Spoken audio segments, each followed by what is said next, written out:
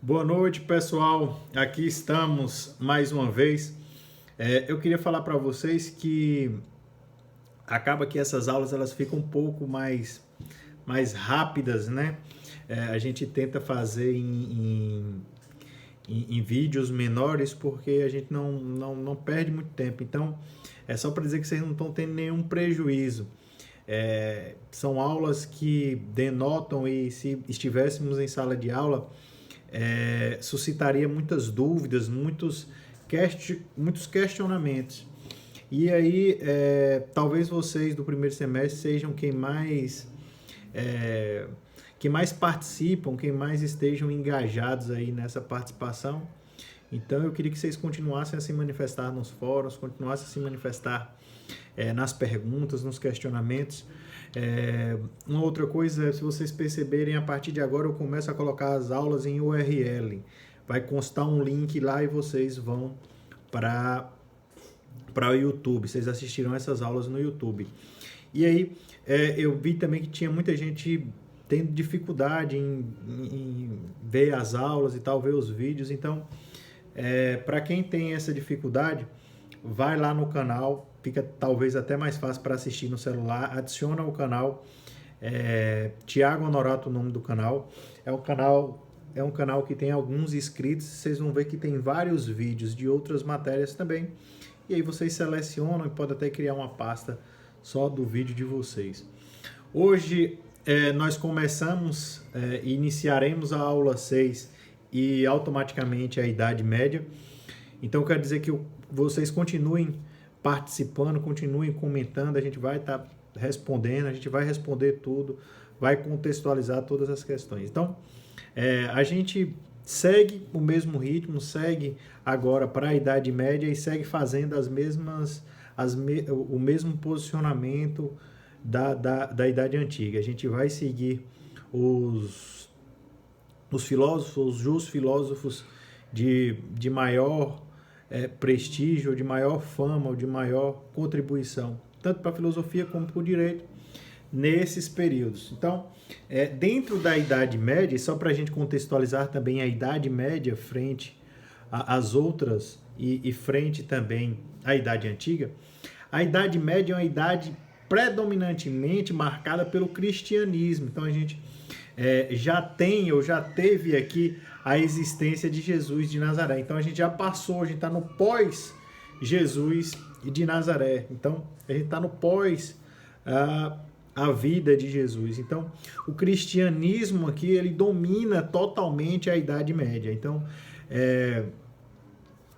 esse período também é um período de pouca contribuição para o direito. Vocês vão ver que as aulas agora, elas serão um pouco mais rápidas, ou a temática é um pouco mais rápida, porque na Idade Média, a contribuição que temos para o direito ela é muito pequena em relação à contribuição das outras idades, até mesmo da Idade Antiga. Então, e aí, aqui na Idade Média, a gente tem uma divisão de poderes. A gente tem dois poderes como poderes fortes, ou dois poderes dominantes. A gente já tinha o Estado frente à população em geral, e agora a gente tem também a participação da Igreja, né? O Estado enquanto representante dos interesses mundanos, dos interesses dos homens, né? Os interesses dos homens pelos homens, e a Igreja, né, como o interesse da vida eterna, como algo supremo, né? Aqui na filosofia de Santo Agostinho, que é o primeiro, a gente vai ver muito a influência platônica, o dualismo muito presente, essa visão dual, né? Isso. Então a gente tem essa ideia suprema de uma lei suprema, de uma força suprema que leva à vida eterna, e temos também a vida mundana. Então a gente vai perceber que na filosofia de Santo Tomás de Aquino, ou Santo Agostinho, perdão, isso vai ser muito presente, vai estar muito presente na filosofia de Santo Agostinho. Santo Agostinho, ele foi bispo, ele tem uma obra extensa, né? Viveu de 354 a 430, isso já depois de Cristo. Tem uma influência, como eu falei, grande platônica, e ele vai fazer uma transição entre a filosofia grega e a filosofia medieval. É uma transição sobre aqueles que dominavam, né, o continente europeu a essa época, a Idade Média. Então, nós vamos ter aí uma justiça interior, uma verdadeira justiça interior. A filosofia de Santo Agostinho, isso vai seguir também em São Tomás de Aquino, ele vai propor uma lei divina, uma lei suprema. Essa lei, como eu disse lá atrás na primeira aula, uma lei universal, uma lei imutável. Essa lei não muda, ela está acima de tudo, é uma lei divina. Está falando de uma divindade, de um Deus, como fonte legítima de todos os costumes. Então, essa lei divina, ela vai orientar todos os costumes, vai orientar, e aí a gente tem a conotação moral, toda a influência, todo o poder da igreja, ele é traduzido, acima de tudo, na Idade Média. Então, aqui a gente tem permeado, inato no sentimento da sociedade, a igreja como o grande poder, a igreja como dominante, a igreja como aquela que dita as regras e que dita esses costumes e todas as proposições. E a partir dessa lei divina que está acima de tudo, isso vai ser formado, né?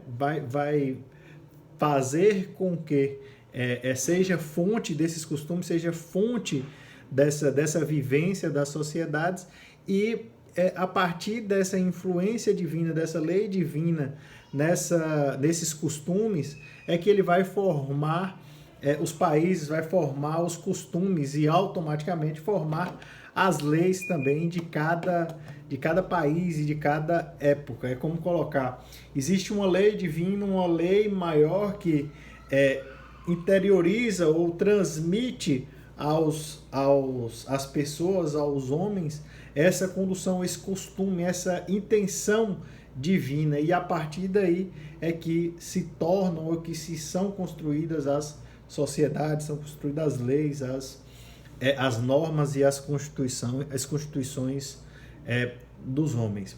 E aqui em Santo Agostinho, a gente começa a entrar, a gente fez uma diferenciação pequena lá atrás, mas a gente começa a entrar no direito natural. É Deus como princípio de todas as coisas. A gente sai da Idade Antiga, onde os filósofos, os justos filósofos, fazem um olhar ou denotam ou têm um olhar para o homem, para a Idade Média, em que o cristianismo impera, que a igreja impera e que o direito natural ele vai imperar nessa fase, justamente por esse poderio da igreja, né? Então, Deus está acima de todas as coisas, né? E aí, novamente fazendo um dualismo, Santo Agostinho vai dizer o seguinte, que ele vai dividir em duas possibilidades. Ele vai fazer a fase do esplendor e que ele vai chamar de fase do horror, né? Ele tem a fase do esplendor como antes do pecado original, onde os homens eram iguais, puros, imortais e irmãos. E aí ele tem ele tem como uma fase do esplendor antes do pecado original, ele tem essa situação ou essa conotação como a cidade de Deus, né?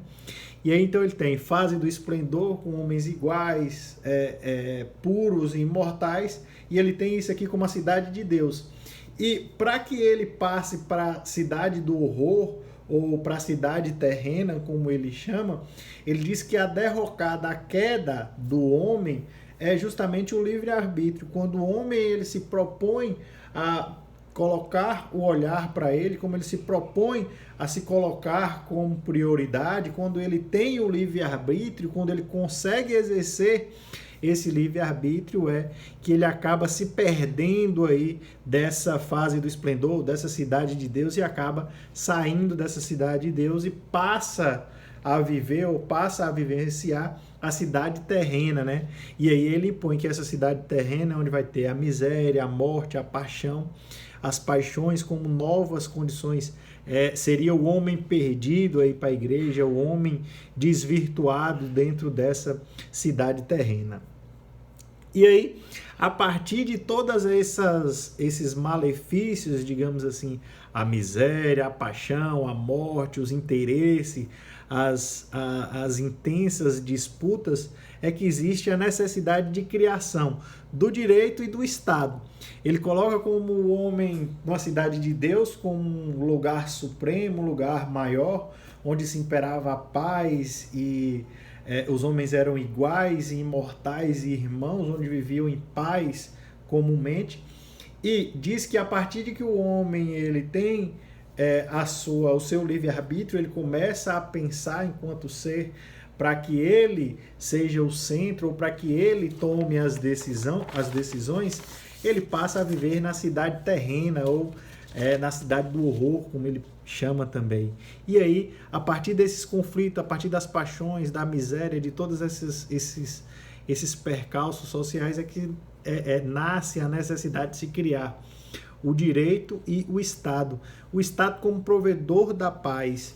E aí é que entra a grande tese desse local, a grande tese dessa idade, que é: se eu tenho uma terra arrasada, se eu tenho uma cidade terrena perdida, eu tenho a necessidade de estabelecer direito, de solucionar esses problemas, e automaticamente eu tenho que ter um representante de toda a sociedade, que é o Estado. E a partir daí, ele coloca o Estado como provedor da paz, provedor da tranquilidade que existia lá na cidade de Deus. E aí ele vai dizer que o Estado como provedor de todas as necessidades, o Estado como provedor da paz, está subordinado à igreja, está subordinado à lei maior, à lei divina, né? A lei suprema que ele impõe lá no início. Então, a gente tem, fiquem ligados aí nesse esquemazinho que a gente faz no slide aí. E aí ele vai dizer que existem duas leis. A lei terrena, que é a lei que sofre influência da lei superior, né? A lei terrena, em que os homens aplicam, que é a lei dos homens, a lei do Estado, e a lei aterrena, que é a lei de Deus, é uma lei superior.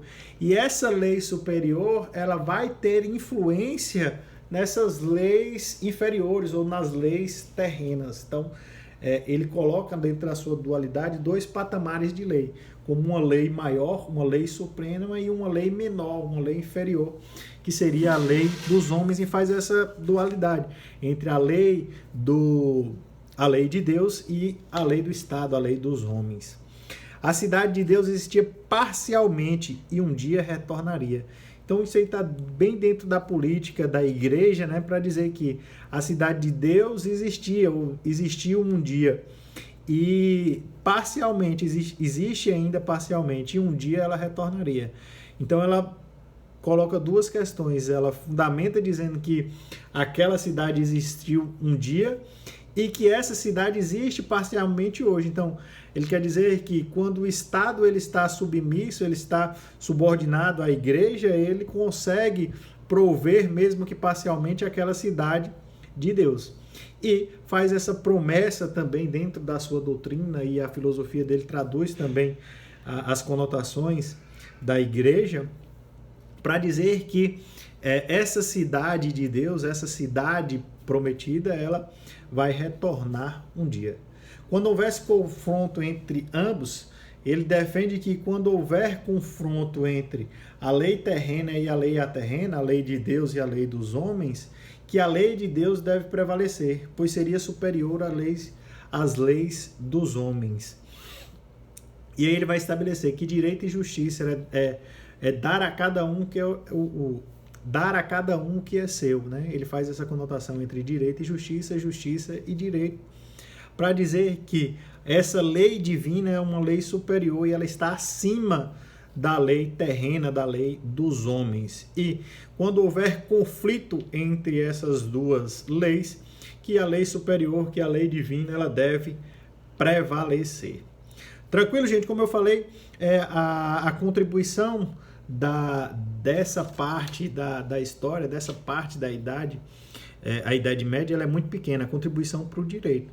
Mas ele traz várias conotações, vários questionamentos para que a gente consiga mostrar como a gente chegou no ordenamento jurídico que a gente como a gente chegou no ordenamento jurídico que a gente tem hoje. Então ele propõe a sua visão de Estado, a visão da época de Estado, embasado nesse poderio da igreja, nesse poderio do cristianismo. Essa é a aula 6, situada dentro da Idade Média. A gente falou sobre Santo Agostinho.